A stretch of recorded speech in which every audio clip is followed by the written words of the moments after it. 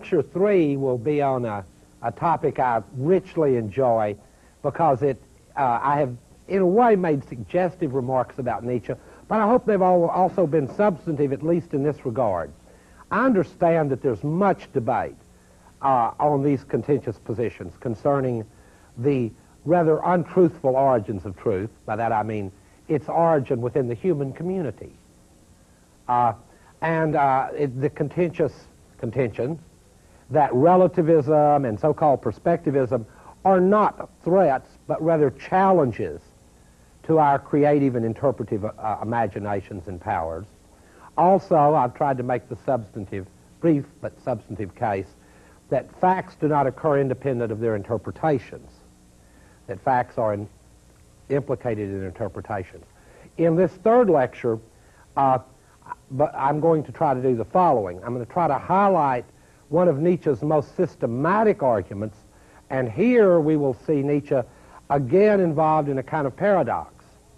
He will be trying to show us the immoral origins of morality in the same way that I briefly but less systematically indicated he tried to show us the untruthful origins of truth.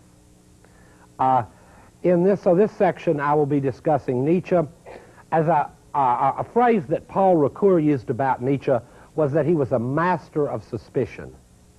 So I would like to contrast at least one aspect of what has been called Nietzsche's style, which I will discuss briefly before I get into the substantive argument.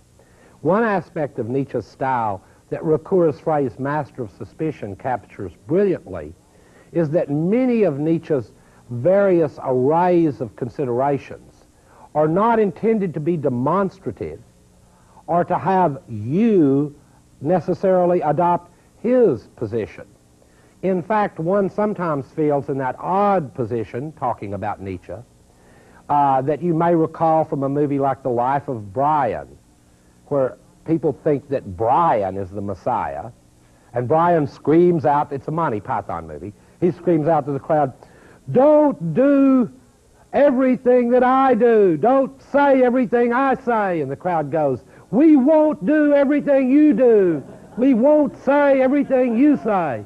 And this is a bizarre feature of that paradox that we discussed in the beginning with Nietzsche.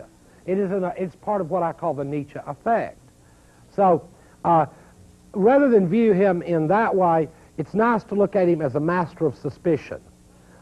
Rather than doubt or skepticism, some of what I'm about to present now of Nietzsche, after a brief discussion of his style, is Nietzsche as master of suspicion and immoralist. And what he wants us to do is to, as it were, suspect along with him the origins of our morality. This will not necessarily call upon us to abandon any specific moral position, but rather to look at its origin critically in order to suspect it. And suspicion is not necessarily a bad thing, either concerning theories, governments, or relationships with other human beings. Suspicion can be quite healthy. It, after all, is an attitude extremely appropriate to a truly inquiring mind, as opposed to merely jotting down the familiar canons of knowledge. Suspicion is a quite powerful exercise. So Nietzsche is, in that sense, a master of suspicion. When I get around to that part of Nietzsche, I will be discussing, and I will get around to it briefly after we're talking about his style or styles again for a moment. I want to return to that just for a moment because it's very important. After that, though, after that brief thing, then I will discuss on the genealogy of morals. That is perhaps Nietzsche's most systematic work. And in this book on the genealogy of morals, he proceeds with a genealogical method, which I will contrast with a properly historical one. And then we will look at some of the fruits of this method. Namely, not namely, but for example, this method, in this case, will be applied to the origins of our morality both in ancient Greece and through the Christian tradition. And we will look at at those origins of our morality, and as I say, the suspicion that Nietzsche will want to raise and on the genealogy of morals is that our general moral fabric has itself a rather immoral origin. This won't be quite as simple as it sounds now. I'll work through that in a moment. But I can't resist a few remarks about Nietzsche's playful style, and here I want to mention some of the new Nietzsche, Nietzsche's return, and some of these dangerous characters that lurk around the university now, deconstructing canons and letting women write about masturbation and having African Americans hold courses in their own culture and these outrageous things like that. So I think we'll talk a bit about Nietzsche's style or styles. There's a famous discussion, and you'd have to know a little bit about German philology and scholarship to really appreciate this.